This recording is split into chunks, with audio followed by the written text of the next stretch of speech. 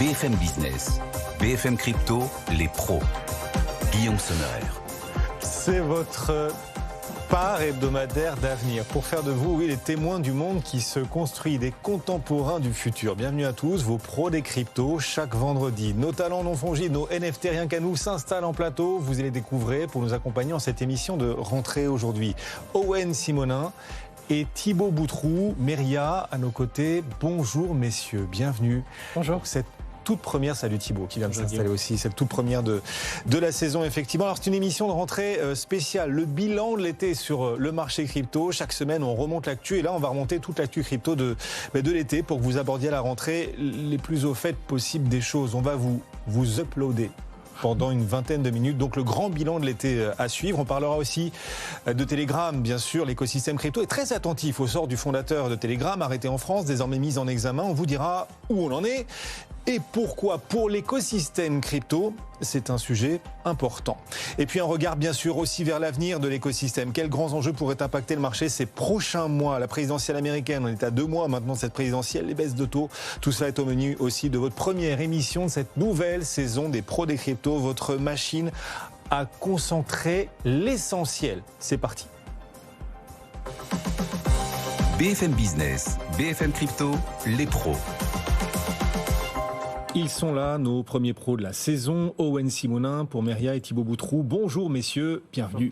Bonjour. Est-ce que vous avez passé un bon été, Owen? Très bon été. Oui. Vous avez plus de couleurs que d'habitude, Owen? Je les ai eus mes 2 semaines de soleil. Ça y est, vous les avez eus? Ça fait longtemps que vous les attendiez ces 2 semaines. Je courais après depuis des années. Ne réglez pas votre écran de smartphone ou de téléviseur. Non, il a bien des couleurs, c'est bien ça. Owen a pris un peu de temps pour lui cet été. Thibaut Boutroux a un peu plus l'habitude. Avant l'été, on se souvient, vous aviez déjà pris un coup de soleil. Ça, vous avez à nouveau des coups de soleil en cette rentrée. Ouais, mais c'est ça, tant qu'il reste au travail, moi j'ai le temps de me profiter un petit peu plus. L'été a été chaud, on est parfois au calme quand même, effectivement à la plage. Les marchés actions cet été ont été un peu chaotiques. Et sur le marché crypto, on n'a jamais la garantie d'entrer dans un univers de sérénité. Bien loin de là, les secousses sont souvent inattendues. Et elles ont perturbé ou pas l'été, effectivement, les secousses. Déjà, on s'en souvient, l'été avait quand même bien commencé, avec de bonnes nouvelles. On parlait ici, dans la dernière émission, du lancement des premiers ETF Ethereum. Il y avait aussi le remboursement des clients de Mt. Gox. L'été avait plutôt bien commencé en l'occurrence, Owen. Eh bien, ça ressemble à des bonnes nouvelles, mais si on prend purement le spectre spéculatif et le prix des crypto-monnaies, pas forcément. En fait, le remboursement des clients de Mt. Gox a créé un petit mouvement de peur. Mine de rien, ce sont des gens qui s'étaient fait voler des bitcoins il y a plus de 10 ans. On va leur rendre aujourd'hui. Le bitcoin n'a plus du tout la même valeur qu'il y a 10 ans, et donc une grande partie des gens qui vont percevoir ces bitcoins vont être vendeurs.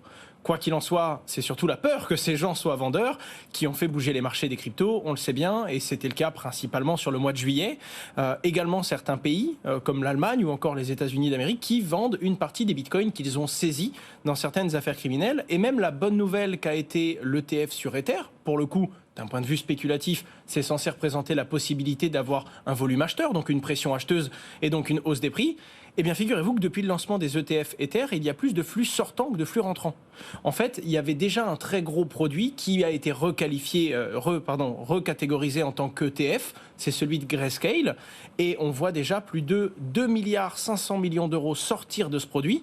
En grande majorité, 2 milliards sur les 2,5 milliards se sont repositionnés sur d'autres ETF, notamment celui de BlackRock. Mais il y a, si on regarde les flux entrants et les flux sortants, plus de 500 millions de dollars qui sortent des ETF Ether depuis le listing. Pour l'instant, les flux sont négatifs et il y a plus eu de pression vendeuse que de pression acheteuse. Et c'est ce qu'il va falloir regarder dans les mois à suivre pour voir une inversion de tendance quand on va commencer à se rendre compte qu'il y a, cette fois-ci, je l'espère, plus de flux entrants sur les terres que de flux sortants. Oui, il y a eu des grains de sable, donc c'est le cas de le dire, la plage, mais pas que, des grains de sable aussi pour l'écosystème crypto, effectivement, et des effets contre-intuitifs. Vous nous disiez, les ETF Ethereum, c'est une bonne nouvelle en soi, sauf que du coup, ça a entraîné sur Grayscale ce que vous venez de nous expliquer, et par ailleurs sur Mt. Gox, oui, c'est bien, les clients enfin remboursés, oui, mais ils risquent de vendre, et donc tout ça a pesé sur les cours.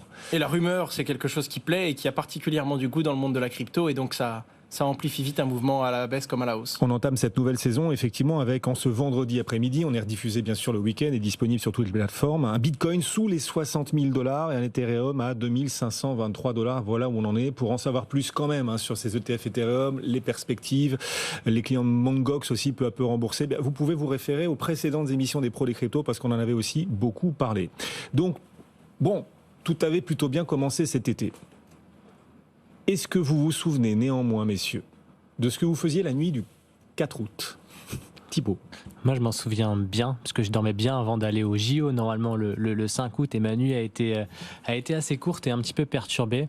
Les marchés financiers et l'écosystème crypto également ont été un petit peu secoués dans cette nuit du 4 au 5 août. Alors, l'origine de la secousse, elle vient du Japon, plus précisément de la Banque du Japon, qui a augmenté son taux de référence. Et ça a eu pour conséquence directe une baisse record, la deuxième baisse historique de l'indice boursier japonais, le Nikkei, qui a eu des répercussions en fait sur l'ensemble des marchés financiers internationaux. Le Nikkei a perdu 12%. C'est ça, 12,5% sur la journée. C'était la deuxième plus grosse baisse de l'histoire de l'indice. On attendait à ce que les États-Unis réagissent. Les États-Unis n'ont pas réagi. Du coup, ça a amplifié un petit peu le mouvement. Et donc, la crypto n'a pas été épargnée puisqu'il y a eu des gros mouvements durant cette nuit dans les cryptos qui ont été encore plus amplifiés parce qu'on a eu derrière les remboursements. Il y avait les remboursements de Mt. Gox qui étaient attendus, mais il y avait aussi les remboursements d'une autre plateforme qui était Genesis, qui devait aussi rembourser ses clients. On avait plus d'1 milliard de remboursements qui ont été annoncés à ce moment-là. On a eu également une société qui était Jump, qui est en pourparlers avec la SEC, qui a déplacé des fonds crypto sur des plateformes d'exchange, plusieurs centaines de millions. Là aussi, c'est des soupçons de vente. Donc tout ça alimente un petit peu la rumeur et la panique. Et là, on se retrouve à avoir des centaines de millions de liquidations en moins de 24 heures. On est à un peu plus de 600 millions de liquidations en moins de 24 heures. Un Bitcoin qui est retombé à $52 000, un point qu'il n'avait pas atteint depuis un moment. Alors après, il a repris potentiellement petit à petit des couleurs, mais en tout cas, on a eu effectivement 24-48 heures qui ont été assez rouges sur les marchés crypto. Effectivement. Et donc, toujours, alors plus ou moins, ça dépend des périodes et des phases, mais parfois une corrélation entre le marché traditionnel, comme on dit, ce Nikkei dont vous nous parliez, qui a vécu l'une de ses pires séances, effectivement, la nuit du 4 août, la nuit ici, là-bas c'était le jour, en côté, à Tokyo, et un impact direct sur les cryptos, Owen ? C'est aussi ça la beauté de Bitcoin, c'est qu'on ne sait pas comment le qualifier.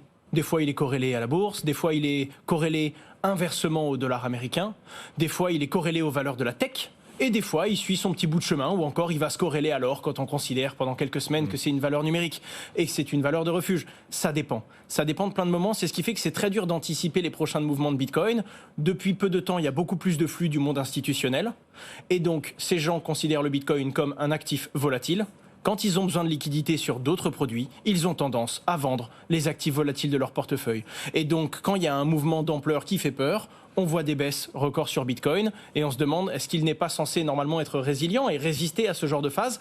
Eh bien, ça dépend du comportement et de la position et surtout du degré d'éducation des gens qui le détiennent. Et comme il y a beaucoup de nouveaux et des gros volumes entrants qui ne connaissent pas encore l'actif, pour beaucoup, c'est une valeur à liquider pour générer du cash quand on en a besoin ou quand les temps durs arrivent. La confiance, généralement, dans des mouvements de cette ampleur, c'est aussi une accumulation en fait de plein de petits phénomènes qui, mis bout à bout, amplifient aussi le phénomène et la réaction des marchés. La confiance des institutionnels, on pourra la mesurer par exemple quand la Fed va commencer à baisser ses taux, le monétaire sur lequel les institutionnels ont énormément de liquidités, qui rapportent beaucoup, puisque les taux des banques centrales sont encore assez élevés. Dès que ces taux vont commencer à baisser, le monétaire deviendra moins attractif. Et là, les institutionnels voudront placer cet argent présent aujourd'hui dans le monétaire ailleurs. Alors dans le marché action, on espère que ça ira sur les actions, mais j'imagine que dans l'univers crypto, on espère que ça ira peut-être un peu sur les cryptos aussi. Tout à fait, et comme la hausse des taux d'intérêt directeurs a fait du mal aux crypto-monnaies et a fait baisser leur cours momentanément quand les annonces ont été faites, on s'attend naturellement à ce qu'une baisse de ces taux d'intérêt directeurs vienne créer le mouvement inverse, et tout comme ça apporterait de la liquidité sur les marchés à capitaux, pourquoi pas de l'argent qui reviendrait sur les crypto-monnaies. On va en parler un peu plus en détail encore dans la suite de l'émission. On poursuit cette spéciale rentrée, on revit l'été crypto pour être à la page, être bien préparé pour les prochains mois. L'été, il a aussi été marqué par, alors ça c'était vraiment il y a quelques jours à peine, l'arrestation de Pavel Durov en France, fondateur de Telegram. Ça fait énormément parler, bien sûr, à l'échelle mondiale. Et peut-être encore un peu plus dans l'écosystème crypto. Déjà, on en est où ? Et pourquoi l'écosystème crypto suit-il d'aussi près ce sujet, Owen ? Aujourd'hui, il a été libéré sous caution, 5 millions de $, mais il ne doit pas quitter le pays. Ce qu'il faut comprendre, c'est qu'il a été arrêté dans la soirée du 24 août, à l'aéroport Paris-Le Bourget. C'est ce qui fait qu'on en parle autant, notamment en France. Et ça a fait du bruit. Pourquoi ? Parce que c'est pas n'importe quel visage. C'est pour beaucoup, en tout cas, parce que c'est toujours une question de lecture, un visage de la liberté d'expression et des libertés numériques. En l'occurrence, il faisait partie de vContact, l'un des plus gros réseaux sociaux russes. En 2014, il a dû être exclu, il a dû quitter du coup ce réseau social pour la simple raison que il a refusé de censurer certaines prises de parole et de position qui étaient à l'opposition du pouvoir. Et donc depuis ce moment-là, même en Russie, sur son réseau, il a refusé de censurer certains contenus. Ça lui a créé un certain visage qu'il a d'ailleurs propulsé dans la création de Telegram, qui est aujourd'hui l'un des réseaux les plus utilisés dans le monde et également particulièrement, et c'est ce qui nous intéresse nous, dans le monde des crypto-monnaies. Alors naturellement, pour beaucoup, et notamment des personnalités publiques comme Edward Snowden, son arrestation est une honte, que ce soit pour la France ou que ce soit en considération de la liberté d'expression. En même temps, il ne connaît pas le fond du dossier. La justice fait son travail quand même. Très clairement. Et surtout, on n'en sait rien. C'est-à-dire qu'on a une lecture qui peut être que incomplète aujourd'hui. Et d'ailleurs, c'est par ça que je vais terminer. Mais on a également Elon Musk qui lance Free Parov. On a également certaines politiques américaines qui en ce moment se saisissent d'un peu tous les sujets pour essayer de les mettre dans leur poche et en tout cas dans leur discours. Ce qu'il faut vraiment comprendre là-dessus, c'est que premièrement, le dossier est complexe parce que il est de nationalité française, russe, mais également et plus récemment la nationalité des Émirats Arabes Unis, parce que Telegram est positionné à Dubaï. Donc ça peut créer un jeu très complexe, et c'est pour ça que je vous dis qu'on n'a probablement pas toutes les informations des discussions qui se passent. Et la deuxième chose, c'est que, en effet, Telegram est à charge. Apparemment, il n'y aurait pas suffisamment de modération, et ça permet donc des activités illicites. Les vraies grosses questions, c'est à quel point on doit en juger le créateur de l'outil pour certaines choses qui se passent sur le réseau. Et la deuxième lecture, c'est est-ce qu'on parle réellement d'un manque de modération, d'un refus de modération ou même d'une complicité de certaines activités illicites. Et ça, tant qu'on n'en a pas la réponse, eh bien, on ne sait pas quels chefs d'accusation sont légitimes ou non, et on ne sait pas à quel point c'est grave, et à quel point on va justement se ranger derrière cette liberté d'expression et cette, entre guillemets, censure, ou au contraire, un acte légitime de la justice qui ne devrait pas avoir autant de répercussions et autant de bruit sur les réseaux.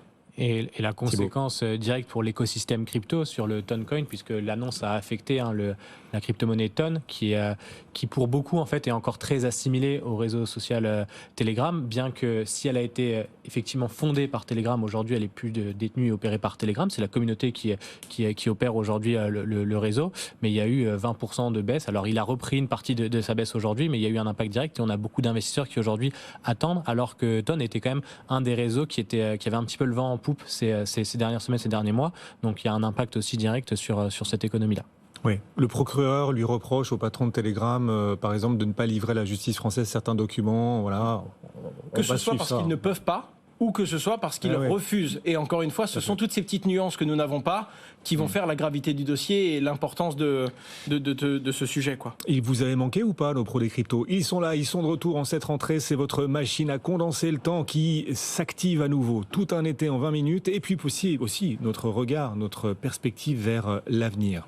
Qu'est-ce qu'il va falloir désormais surveiller là ? Ça y est, on est chaud, on est à point, on est uploadé, on est au courant de toute l'actualité de l'été. Maintenant, on se projette vers demain. Qu'est-ce qui marquera l'écosystème crypto ? Qu'est-ce que vous allez suivre ? Thibaut ?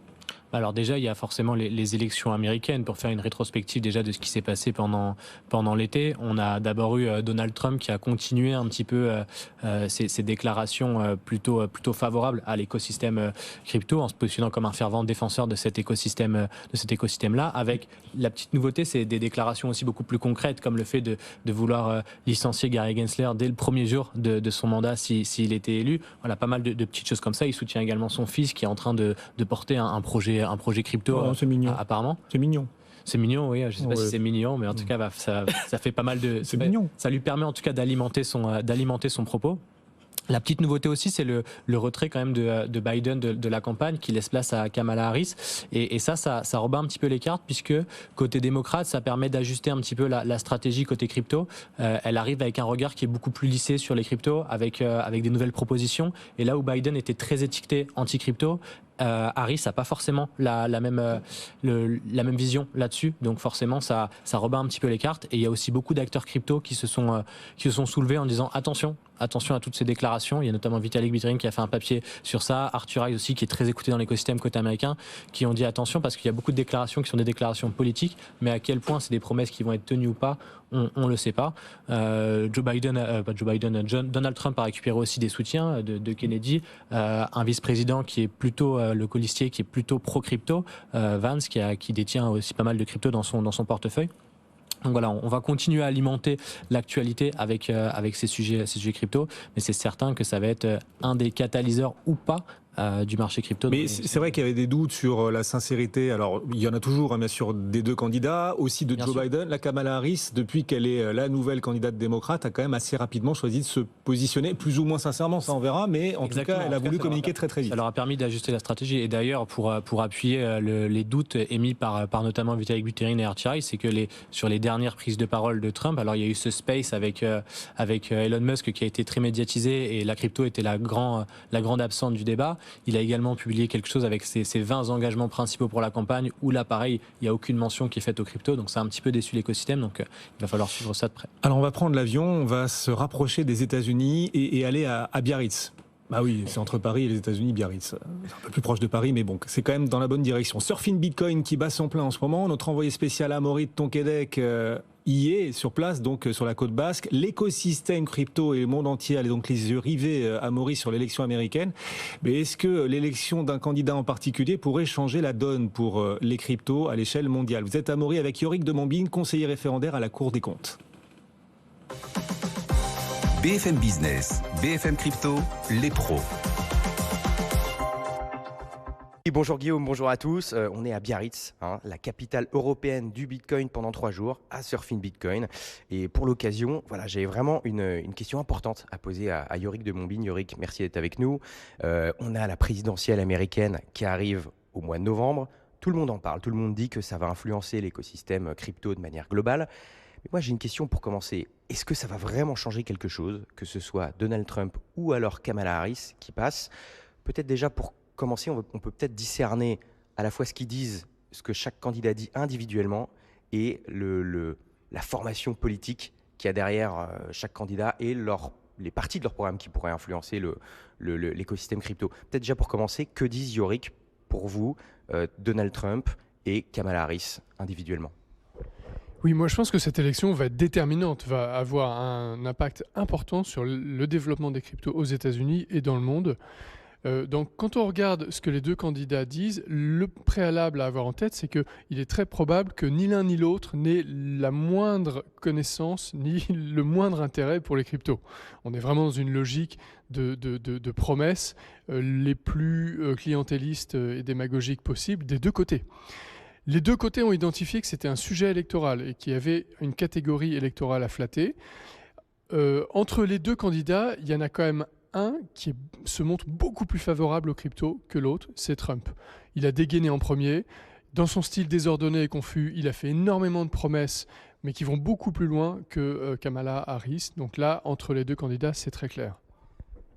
Bon, donc Trump, a priori, plus favorable personnellement aux cryptos que Kamala Harris, mais maintenant, dans les équipes qui les entourent et dans le reste, tout simplement, de leur programme aussi, comment, de quel côté ça pourrait avoir le plus d'impact positif ou alors négatif pour l'écosystème crypto, du coup de manière globale, même internationale? Là, c'est la même chose. Quand on compare les deux entourages, les deux camps, les deux idéologies, le camp républicain est nettement plus favorable aux cryptos. Il y a plus de parlementaires républicains favorables aux cryptos, comme Cynthia Lummis, alors que dans le camp démocrate, il y a Elizabeth Warren. Le camp de Joe Biden s'est montré favorable aux monnaies numériques de banque centrale, qui sont donc des concurrents directs des cryptos. Par ailleurs, le programme macroéconomique et de finances publiques de Kamala Harris, qui va consister à augmenter les impôts, à creuser les déficits, va avoir un impact indirect sur les cryptos. Défavorable, très probablement. Donc on peut dire, Yorick, aujourd'hui que, on parle là uniquement de crypto, de développement de l'écosystème à l'échelle internationale. Si Donald Trump passe en novembre, ça pourrait accélérer le développement de l'écosystème, alors que si Kamala Harris passe, ça pourrait le freiner, c'est ce que vous dites aujourd'hui? Oui, exactement. Les États, fondamentalement, sur le long terme, ne peuvent pas grand-chose contre Bitcoin. Ils peuvent être très néfastes aux cryptos, en revanche. Et en tout cas, si c'est Trump qui gagne, ce sera beaucoup plus favorable pour les deux, pour Bitcoin et pour les cryptos. BFM Business, BFM Crypto, les pros. Voilà, Amaury et Yorick de Montbaigne depuis Biarritz, Surfing Bitcoin qui se poursuit. Amaury est notre envoyé spécial et donc là il s'engage. Yorick, il estime que c'est voilà, mais bon c'est peut-être un biais personnel, j'en sais rien, mais les cryptos à ses yeux votent républicains, voilà, et les républicains votent plus crypto que les démocrates. Je sais pas si vous partagez cet avis. Je sens un biais, mais c'est peut-être un feeling personnel. Il y en a peut-être un et c'est vrai que il y a des gens qui sont pro Bitcoin dans les deux camps, hein, quoi qu'il arrive depuis toujours. Mais c'est vrai que si on fait parler les chiffres. Et pour le coup, Yorick de Montbaigne le dit très bien, c'est vraiment ce qui se dégage, et surtout aux États-Unis. Donc je suis plutôt d'accord avec sa lecture. Thibaut, pareil. Vous n'allez pas contredire le chef, hein, Thibaut? Non, mais la tendance va de ce sens-là, mais ce qui est intéressant, c'est surtout de voir que quoi qu'il arrive, il y a des partisans dans les deux cas. Donc ce qui va changer, en fait, si c'est l'un ou l'autre, c'est plutôt l'échelle de temps à laquelle Bitcoin va prendre de la place, mais dans tous les cas, il prendra de la place. Présidentielle américaine le 5 novembre prochain, et on vous fait vivre la campagne au quotidien, d'ailleurs sur BFM Business, chaque jour, voilà, au quotidien, véritablement. D'autres points à regarder, d'autres grands enjeux qu'il ne faudra pas rater dans les prochains mois pour l'écosystème crypto, Owen? On doit revenir sur les taux d'intérêt directeurs parce que c'est ce qui est regardé, c'est ce qui est très discuté. Paradoxalement, on a quand même eu un été qui était relativement calme. Hein. Quand on dit sell in May, go away, il y a beaucoup de volume en moins l'été. Les gens regardent moins les crypto-monnaies. Alors comme c'est un marché volatile, on peut avoir des grosses surprises dans un sens ou dans l'autre. Mais là, dans les grosses dates et dans les gros points qui sont attendus, il y a principalement ces taux d'intérêt directeurs. En tout cas, si on regarde et si on conserve le point de vue de la spéculation, c'est ce qui avait bien pénalisé le prix des crypto-monnaies et c'est ce qui est donc attendu puisqu'il y a les premières baisses attendues dès septembre, si je ne dis pas de bêtises, aux États-Unis qui pourraient driver le marché des cryptos et offrir un peu de vert sur CoinMarketCap. Effectivement, 18 septembre, la décision de la Réserve fédérale américaine. On a des chiffres d'inflation d'ailleurs aujourd'hui, le PCE que suit très près la Fed qui est encourageant, hein, qui marque une inflation qui continue de ralentir, qui plaide dans le sens d'une première d'ailleurs pour la Fed, première baisse de taux là dès ce mois de septembre. Le marché en espère plusieurs autres d'ailleurs d'ici la fin de l'année. Peut-être que le marché est un peu optimiste. On verra, on suit ça bien sûr. D'autres points à suivre en cette rentrée, Thibaut? Ouais, ce qui est intéressant, c'est de voir que pendant ce calme-là, en fait, ceux qui profitent un petit peu de la calmie, c'est les acteurs institutionnels et les gros détenteurs de Bitcoin, qu'on appelle les whales, qui continuent en fait d'accumuler un petit peu au profit du particulier, puisque là où les particuliers ont un petit peu de mal à trouver leur place sur le marché, les gros investisseurs ont profiter finalement des petits épiphénomènes pour recharger. Et on a beaucoup de nouveautés côté institutionnel qui n'ont pas fait forcément beaucoup de bruit. Et par exemple, en France, aujourd'hui, il y a un groupe qui permet aujourd'hui d'investir du Bitcoin directement dans un plan d'épargne retraite. On a des États américains qui mettent du Bitcoin dans leur réserve. On a aussi une sénatrice qui propose pour que la Réserve fédérale américaine ajoute du Bitcoin. Donc il y a pas mal de petites news comme ça. La plus grosse banque brésilienne aussi qui permet à ses clients aujourd'hui de s'exposer à Bitcoin et à Ether. Donc plein de petites news comme ça qui passent quasiment inaperçus, mais qui sont quand même des signaux plutôt positifs. Aurore Laluc n'est pas encore favorable au Bitcoin. On n'en est pas encore là. Non, on n'en est pas encore là. Il va falloir travailler encore quelques années. Députée européenne engagée, elle, pour le coup, contre l'écosystème crypto. Mais c'est bien, c'est ce qui crée aussi du débat, en l'occurrence. Merci, messieurs. La première des pros des cryptos, une émission spéciale rentrée. Je pense qu'on est bien uploadé là. 100% uploading. On est à jour. On est à jour. Et on est prêt pour affronter les grands enjeux que vous nous ferez vivre semaine après semaine. Merci beaucoup. Thibaut Boutroux et Owen Simonin pour Meria. La chaîne Asher aussi, votre chaîne YouTube. On est à combien d'abonnés? Je le savais. Un peu plus de 680. On est à 682 000. Ah, ça monte, hein. Ça monte, effectivement. C'est 700. Effectivement. C'est presque autant que le nombre de spectateurs aux Jeux Olympiques. Pas complètement encore. Non, pas complètement. Continuez un petit peu.